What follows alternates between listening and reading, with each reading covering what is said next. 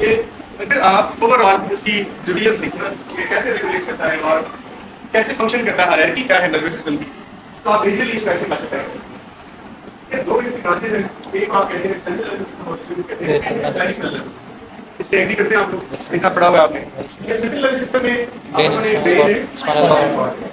तो आज का चूंकि हमारा टॉपिक सीएनएस का नहीं है, हमने वो ड्रग जरूर नहीं पढ़ी जो सेंट्रल नर्वस सिस्टम पे इफेक्ट करेंगे, हम वो ड्रग लेटर ऑन पढ़ेंगे जो ब्रेन और स्पाइन के जो चैनल है सेंट्रल नर्वस सिस्टम का उस पे इफेक्ट करते हैं, लेटर ऑन पढ़ेंगे। आज हम जो ड्रग पढ़ रही है ना, दे are more or less related to the nervous system that is controlling the peripherals, that is receiving impulses and sending the motor messages to the peripheral system. तो उसको हमने क्लासिफाई किया पेरिफेरल नर्वस सिस्टम के, और उसमें अगर हमने उसके एनाटॉमिकल डिवीजन में हम जाएं तो एक नर्व होती है जो इफरेंट न्यूरॉन कहलाती है, ई एफरेंट ए एफरेंट सेकेंडरी। अब इसमें फर्क कैसे आप लोगों को याद है कि इफरेंट और एफरेंट कहते हैं। ई स्टैंड्स फॉर एक्सेंट, अवे, ठीक है, याद रखिएगा। Away from the nervous system को नर्व लेके जाके ना ई से इफरेंट उसको कहते हैं, उसको हम कहते हैं motor neurons. A arrival, A arrival means the nerve which will bring message towards the nervous system from the organ with the sensory neuron।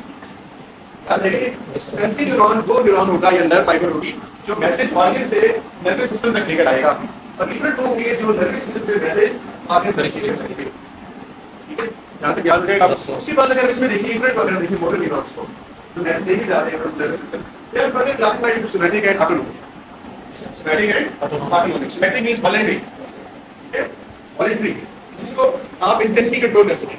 For example skeletal muscle की मूवमेंट्स, ठीक है, आप इसको वॉलंटरी कंट्रोल कर सकते हैं। Yes, but heart beats involuntary, ठीक है, हार्ट बीट्स आप कंट्रोल नहीं कर सकते ऑन योर, तो वो किसमें क्लासिफाई होगा?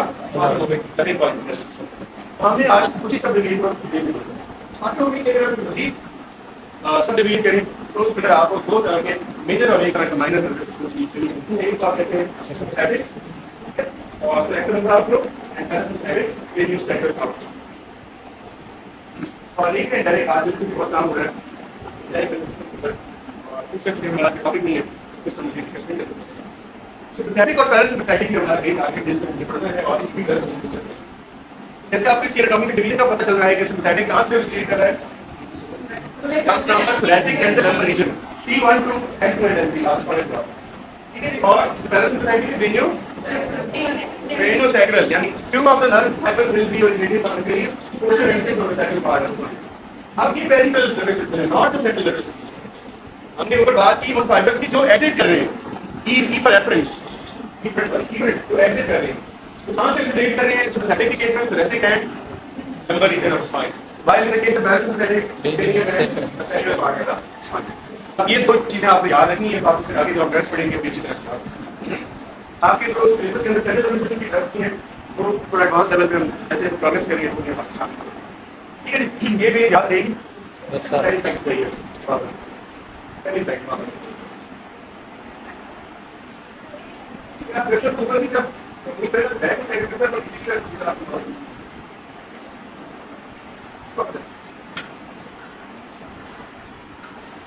जी। तो ऑटोनोमिक नर्वस सिस्टम क्या है? Is concern with those innervations and control of equality structures, visceral organs, smooth and fried muscles and इस सब को वो इनर्वेट कर रहा है। इनर्वेट करने का मतलब क्या होता है? सप्लाई करना, ठीक है, सप्लाई करना, उसके अंदर जो है इम्पल्सेस को पहुंचाना, और control of involuntary structures, visceral organs, smooth and fried muscles and so all of these are vital in the functioning of the human body. ठीक है, इन सब की जो इनर्वेशंस हैं वो ह्यूमन बॉडी के फंक्शनिंग में बहुत इंपॉर्टेंट है। तो अगर इनकी फंक्शनिंग में किसी एक भी फंक्शन में प्रॉब्लम आ जाए, for example smooth muscle cardiac muscle की इनोवेशन काम ना करें, तो भी क्या होगा? बॉडी की फिजियोलॉजी डिस्टर्ब हो जाएगी और आपको क्या करना पड़ेगा? उसमें हेमोलॉजिकल इंटरवेंशन करेंगे। सेकंड क्या देखते हैं? जो ग्लैंड्स अगर वो डिस्टर्ब हो जाते हैं तो बॉडी होम्योस्टैसिस सेल्फ मेंटेन नहीं कर पाती। इस वजह से इन सब चीजों के अंदर ये सप्लाई जा रही है सिस्टम की, they are actually the CNS into the periphery, ठीक है, पेरिफेरी में जाके उसको सप्लाई दे रही है। इसी वजह से इसका नाम पेरिफेरल नर्वस सिस्टम रखा हुआ है। और ये कुछ उनकी control regulator control by hypothalamus, unlike somatic nervous system that different pathway are autonomic nervous system remain up to the transport as preganglionic and postganglionic. अब ये समझना बहुत जरूरी है। डिफरेंट जो है ऑटोनोमिक के अंदर, उसके अंदर दो नर्व फाइबर्स हमारे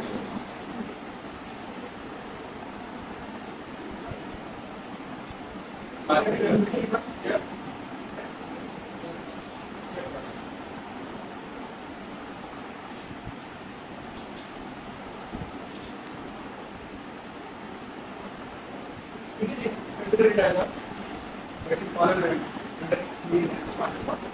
यहाँ से मुझे वेट कर रहा है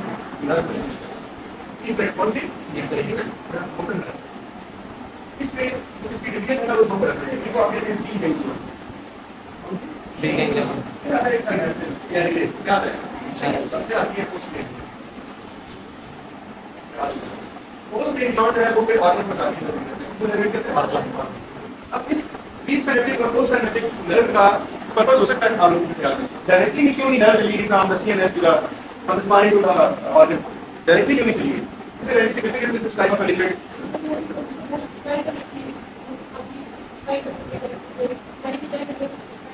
डायरेक्टली है कि सबसे पहले और द कॉमन लॉजिकल किसने बोल सकते न्यूरोट्रांसमीटर और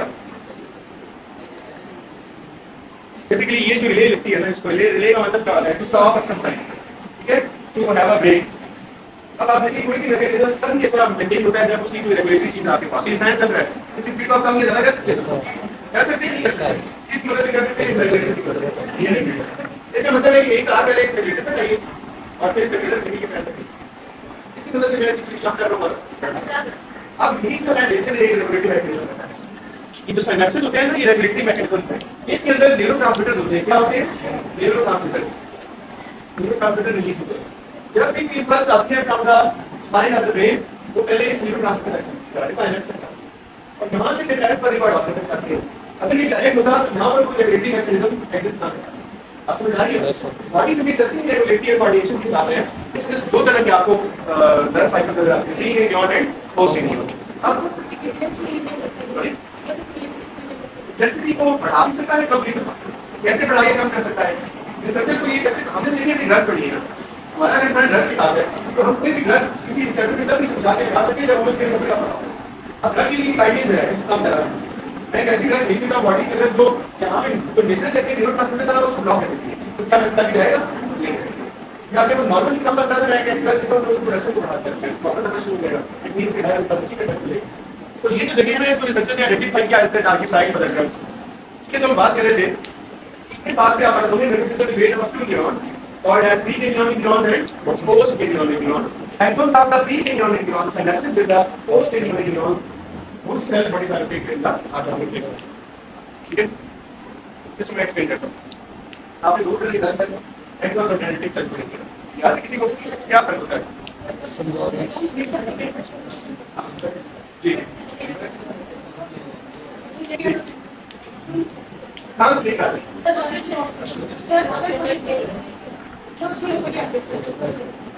ये जिस के जरिए के मैसेज लिया जाएगा ना बात सुनिए एक्सोन का जब भी देंगे इसकी जो एक्सोन पार्ट होगी वहाँ पे वो सिनेप्स करेंगे एक्सोन जब भी देंगे on that synapse with the post ganglion ये सिनेप्स होगी post ganglion after the ganglion ये वो सिनेप्स करेंगे पोस्ट गैंग्लियन के साथ वो bodies are located in the autonomic area इसकी बॉडीज है पोस्ट गैंग्लियन की यहाँ पे लोकेट है अब क्या है ये भी गैंग्लियन नर्व आई सिनेप्स इसके अंदर से करके ये इसके अंदर करके यहाँ से भी डायरेक्टली कनेक्टेड नहीं बल्कि कम्युनिकेट करते हुए न्यूरोट्रांसमीटर है ये न्यूरोट्रांसमीटर जो है इसका मैसेज को पहुंचाते हैं जितनी ज्यादा उसकी इंटेंसिटी होगी उतना स्ट्रांग मैसेज पहुंचेगा देखिए अब आगे चलते हैं तो आप इसको बंद करवा समझते जाएंगे आगे चलिए वापस ये हो गया नेक्स्ट आगे most of the nerve of the periphery are composed of sensory neuron fibers and capillary nerves from sensory line to the organ the brain and motor nerve दोनों दिखे two way capillary leakage and leakage ऐसे leakage ठीक है ना और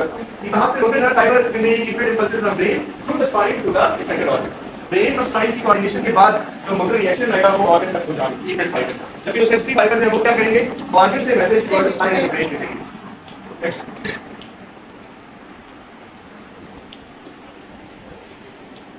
जो autonomic nervous system है this is involve in complex of reflex art आप एक प्रॉब्लम पर होगा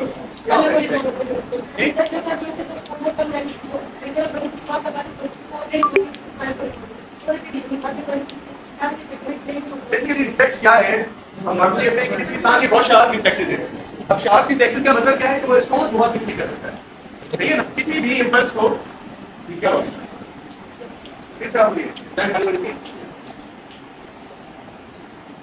वाली reflexes की शार्प होने से क्या हो रहा है कि whenever there is some sort of impulse some sort of trigger body responds immediately towards that response, towards that trigger. तो जितना भी autonomic nervous system है, it is involved in the reflex activities on its own.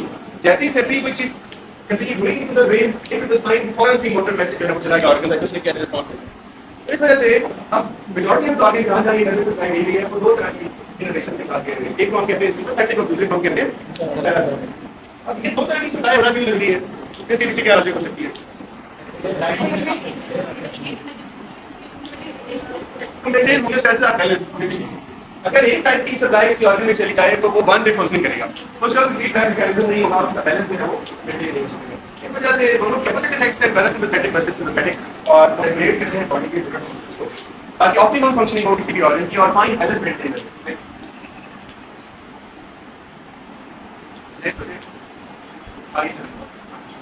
आगे क्या ये कहते हैं, ये कॉम्प्लेक्स सेट ऑफ न्यूरॉन्स है जो इंटरनल होमोस्टैसिस मेंटेन करते हैं. ये सारी बात हो चुकी है. अब जो मेन काम ये कर रहे हैं ना, बहुत इंपॉर्टेंट काम है बॉडी के अंदर, मेंटेन ब्लड प्रेशर. ठीक है, हम ये सिस्टम क्यों पढ़ रहे हैं ताकि हमें पता चले कि नेचुरली बॉडी के अंदर ये जो नर्वस सिस्टम है वो कौन से हम काम कर रहे हैं. Maintains blood pressure, regulates breathing rates. ठीक है, ब्रीथिंग रेट को रेगुलेट करना, influences digestion, very important. Process of variation है और ये sexual arousal. There are two main parts of sympathetic and ये सारे काम जो कर रहा है नर्वस सिस्टम. इस वजह से इसकी ब्रीफ डिस्क्रिप्शन देना जरूरी थी और इसी वजह से इसकी रिलेटेड ड्रग्स भी हम आगे जाके पढ़ेंगे. अब कुछ बात कर लेते हैं और पोस्ट यूनिवर्स के एनाटॉमिकल पोजीशन की. तो कौन देख रहे हैं इस टाइप को और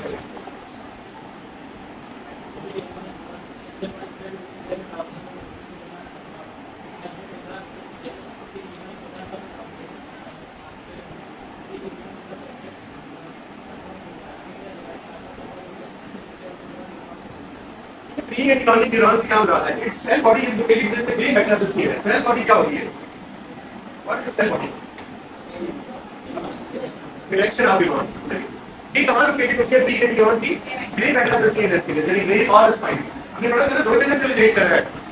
कहाँ से रिलेट कर रहा था? तो reticular region and cranial sacral region.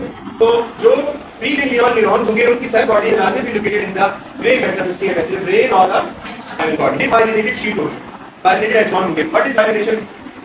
Protective sheet, insulated sheet लगी होगी उसके ऊपर, सीनस शीट कहते हैं उसको. और ये सीनस से एग्जिट करेगा सेल बॉडी के बाद. तो ये क्या करेगा? पास करेगा from sinus into the spine and granular. तो प्री गैंग्लियन एक्शन को टर्मिनेट कहां करेगा? गैंग्लियन के अंदर या गैंग्लिया के अंदर. उसके बाद autonomic ganglion. Ganglion is a collection of blood cell bodies located in a specific site within the body but outside the CNS. अब ये आउटसाइड द सीनस है. जो सेल बॉडी थी प्री गैंग्लियन की वो कहां लोकेटेड थी? Within the CNS. जबकि जो ऑटोनोमिक गैंग्लियन है वो कहां होते हैं? Outside the CNS. ये पर याद रखना है. ये भी कलेक्शन ऑफ ब्लड सेल्स, ये collection of blood cell bodies है लेकिन स्पेसिफिक साइट पे मौजूद है आउटसाइड द सीनस. पर याद रहेगा. Next, cell body located in the autonomic ganglion location is dependent upon the region of the ANS कि वो कहां सप्लाई दे रहा है, किस ऑर्गन को इनर्वेट कर रहा है. ठीक है, ये axon of the post ganglion unmyelinated fibre axon passes from the ganglion to the effector organ. आप ये कहां इसके पास होके कहां जा रहे हैं? और अनमाइलेटेड सारी शीट नहीं खड़ी उसके अंदर से निकल रहे थे ऊपर क्या माइलिन शीट खड़ी. जो इंटेलिजेंट नर्वस सिस्टम में आ रहे हैं वो मैं आपको बता दूं वो माइलिन शीट होती है उनके. और बहुत सारी आजकल एक रिसर्च चल रही है, आप याद रखें, उसको कहते हैं ये gut brain axis. Gut brain axis. It means कि in the gut there are neurons which send direct impulses to the nervous system, central nervous system. अब आप देखिए, आप एक कॉमन तक आप रिजल्ट क्या हो, आपका मूड खराब और अच्छा खाना आपके सामने है, आपका मूड पॉइंट हो गया कि अच्छा खाना खा के आप ऐसे कभी आपने रिजल्ट क्या हो. क्यों जी? ये कॉमन ऑब्जर्वेशन है कि नहीं है? किसी को फर्क नहीं पड़ता अच्छे बुरे खाने से. आपको भूख ज्यादा लगी और खाना अच्छा ना बना हो तो फिर मूड खराब लग रहा है. उसका क्या मतलब हुआ कि there are some sort of direct coordination between the gut and the brain.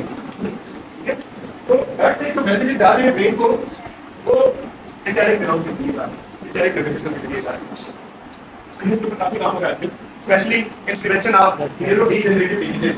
आपने नाम सुना है अल्जाइमर का? Yes sir. Yes sir. इसमें क्या होता है अल्जाइमर में? सर हाथ कांपते हैं. मेमोरी लॉस और पार्किंसन के अंदर मूवमेंट डिसऑर्डर है. तो साइंटिस्ट ने एक ऐसी मेडिकेशन डिस्कवर की है जो अगर इंटरैक्ट न्यूरॉन्स को प्रोटेक्ट करते हैं, इंटरैक्ट न्यूरॉन्स को, तो इन दोनों डिजीज के इंसिडेंस. ठीक है, तो ये भी पार्ट ऑफ नर्वस सिस्टम में याद रखें. तो हम बात करें अभी फिलहाल ऑटोनोमिक नर्वस सिस्टम की. तो यहाँ तक समझ आ गई कि फ्री के नियॉन सीएनएस के ग्रे मेडिसिन निकलते हैं बायोनेटिक होते हैं पोस्ट के नियॉन रिसेप्टर ऑर्गन तक जाते हैं और अनवैलिडेटेड फॉर्म में रहते हैं। ये इसकी है एनाटॉमिकल डिस्ट्रीब्यूशन। कौन एक्सप्लेन करेगा? अभी तो हम थोड़ा ऐसे मारेंगे। एक और है स्क्रीन के आपके राइट हैंड साइड स्क्रीन के लेफ्ट साइड में टॉप पे लिखा हुआ है सिंपैथेटिक, आपके लेफ्ट हैंड साइड और स्क्रीन के राइट पे टॉप पे लिखा हुआ है पैरासिम्पैथेटिक। दो तरह के प्रेजेंटेशन हैं, ब्लू है ग्रीन। आप बताइए क्या मुश्किल है? Triangle number is sympathetic, parasympathetic. पहली जो explanation is close to the best possible होगी। क्या बात एक्सप्लेन की? Next is the indication of various organs. ठीक है, ट्रेनिंग लैब्स को आप देखिए पैरासिम्पैथेटिक में वो कहां से रिलेट हुई है? तीन जो है ब्रेन से हुई है, क्रेनियल पार्ट से। क्या है relating I one, number 2 is like उसके बाद में जो थर्ड है मेजर नर्व है वो बाकी सब डिवाइड हुई है। उसके हार्ट, लंग्स, ठीक है, जीआई ट्रैक्ट और सेंट्रल रीजन से दोनों निकल रही है वो बैडर एरियाज के अंदर। इसी तरह से सिम्पैथेटिक इनर्वेशन आप देखें T1 से स्टार्ट हो रही है, ठीक है, L3 तक जा रही है। तो T1 से निकलने के बाद आगे सब डिवाइड वहां पर वही आई के अंदर स्किन, सेरिनेट, lungs, heart, GI tract, bladder area. तो ये आपने याद रखनी है चीज, बहुत इंपॉर्टेंट है और आगे इसके बार-बार आपको रिवीजन काम है जरूरत है। याद रहेगी इनोवेशन, इसके आप भूलिए नहीं क्योंकि जब आप फिर प्रैक्टिस करेंगे ना फिर आपको ये बात पता होनी चाहिए। ठीक है, तो आप लोगों ने डिटेल में पढ़ी होगी इस तरह की आप साइंस ऑलरेडी में पढ़ते हैं, पढ़ा हुआ है ना? तो फिर आप लोग बता दीजिए आप लोग कैसे बिहेव करें जैसे आप लोगों ने फर्स्ट में पढ़ा हुआ है। ये फिजियोलॉजी के अंदर पढ़ा होगा, एनाटॉमी में पढ़ा होगा, एनाटॉमी में पढ़ा होगा। ठीक है, नेक्स्ट करें शाबाश। फिर हमें ये सारा टेबल बनाने की जरूरत नहीं है, हमें आगे करना बस यहाँ से हमारी बेसिकली फॉर्म वाली यहाँ से स्टार्ट। अच्छा, sympathetic pathway and parasympathetic pathway. Top पे आपको नजर आ रहा है C and S, central nervous system. दोनों से जो फाइबर्स आ रहे हैं फ्री के बने उनके अंदर एक कॉमन न्यूरल ट्रांसमीटर है। उसके बाद इस पैरासिम्पैथेटिक के अंदर जो नेक्स्ट जो उसके न्यूरल ट्रांसमीटर पैरासिम्पैथेटिक को नहीं रहता है, जबकि सिम्पैथेटिक के अंदर क्या हो जाता है? एपिनेफ्रिन एंड नॉरएपिनेफ्रिन ये आते हैं और T stands for target research. ठीक है, आगे रिसेप्टर लिखे हुए हैं, सिर्फ रिसेप्टर नॉरएपिनेफ्रिन से हमारी फॉर्म वर्क स्टार्ट। अब देखो कुछ effects symmetric explanation how parasympathetic explanation nervous system and functioning of the organs. ये सप्लाई जो आपने देखी बिल्कुल स्लाइड के अंदर आपने नॉलेज का इफेक्ट क्या आ रहा है? पैरासिम्पैथेटिक आई पे क्या कर रहा है? सिम्पैथेटिक आई पे क्या कर रहा है? ठीक है, पैरासिम्पैथेटिक आई पे कर रहा है कॉन्स्ट्रिक्शन ऑफ द पीपल। ठीक है, उसके बाद self can to stimulate salivation.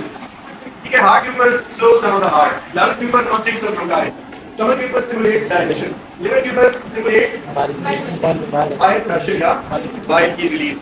ठीक है, और GI tract के अंदर stimulates peristalsis and secretions और renal के अंदर constricts the bladder। इसी तरह आप इसके काउंटर पार्ट में चले जाएं सिम्पैथेटिक के अंदर eyes dilate, bloody glands increase dilation, heart rate accelerates heartbeat, lungs dilates bronchitis, stomach increases dilation, liver stimulates glucose release। ठीक है, और किडनी के अंदर stimulates epinephrine norepinephrine release और intestine के अंदर inhibits peristalsis and excretion, renal के अंदर relaxes। तो ये इंतहाई इंपॉर्टेंट फंक्शंस हैं नर्वस सिस्टम परफॉर्म कर रहे हैं बॉडी के अंदर नेचुरली। अब इनमें से कोई सा भी अगर फंक्शन डिस्टर्ब हो तो फिर हम उसके लिए क्या यूज करते हैं? मेडिकेशन यूज करते हैं। नेक्स्ट, अब हम आते हैं the drugs that will affect our nervous system. इनको टू मेजर ग्रुप्स में डिवाइड किया जाता है। एक को आप कहते हैं कोलिनर्जिक ड्रग्स और उसको हम दूसरा नाम दे सकते हैं, उसको कहते हैं पैरासिम्पैथेटिक और माइमेटिक और पैरासिम्पैथेटिक। सॉरी, पैरासिम्पैथेटिक दो कैटेगरी है। मेजर कैटेगरी कोलिनर्जिक ड्रग्स, उसके अंदर फिर दो सब कैटेगरीज हैं, पैरासिम्पैथेटिक या पैरासिम्पैथोमाइमेटिक एंड दूसरी है पैरासिम्पैथोलिटिक। माइमेटिक निकला है वर्ड मिमिटी से, टू बिहेव सेम। ठीक है, और लाइटिक निकला है टू ब्रेक आइसेसिस, to oppose. Lytic action means to break और अपोज। ठीक है, so one type of the drug will behave just like the parasympathetic nervous system and the other type of the drug will behave in opposite mechanism of the parasympathetic nervous system. ठीक है, यहां तक समझ आ रही है। और दूसरी जो हम सारे मूवमेंट की डिवीजन करते हैं वो होती है एड्रेनर्जिक ड्रग्स। पहली है कोलिनर्जिक, उसमें फिर दो subdivision, parasympathomimetic and parasympatholytic. Then there are adrenergic drugs, इसमें से अगेन वही आएगा सिम्पैथोमाइमेटिक एंड सिम्पैथोलिटिक ड्रग्स। ठीक है, तो मुश्किल तो नहीं है।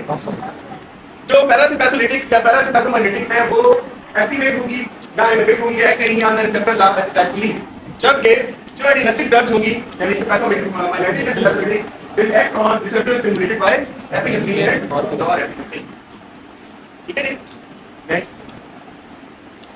आज बेस सिस्टम थोड़ा सा बड़ी टाइम तक ज्यादा नहीं है, ठीक है, देखिए तो कोलिनर्जिक सिस्टम के अगर देखें हम ड्रग्स को तो compose of blood that use the neurotransmitter कौन सा एसिटाइलकोलिन, ठीक है, न्यूरोट्रांसमीटर इज एसिटाइलकोलिन। एक और एंजाइम एग्जिस्ट करता है उसका नाम है एसिटाइलकोलिन एस्टिरेज।